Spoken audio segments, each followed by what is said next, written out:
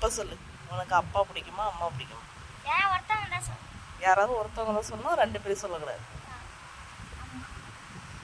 அப்பாவுக்கு வீடியோ எடுத்து அனுப்பிச்சிடுவேன். கரெக்டாக சொல்லு, உனக்கு அப்பா பிடிக்குமா அம்மா பிடிக்குமா? சொல்லு சொல்லு, கரெக்டாக சொல்லு. அப்பா அம்மா பிடிக்காதா? 2 பேரும் பிடிக்கும்ல. அதே மாதிரி தான் உன்னையும் பிடிக்கும், தீக்ஷித்தையும் பிடிக்கும் எனக்கு. நீ மட்டும் உட்காரு ஓடாத. நீ மட்டும் யாராவது ஒருத்தர் தான் பிடிக்கணும்னு சொல்லணுங்கிற. அது எப்படி சொல்ல முடியும்? சொல்லு. இப்போ நீ மட்டும் 2 பேரும் 2 கண்ணுங்கிறல்ல. சொல்லு சொல்லு, ஓடாத சொல்லு.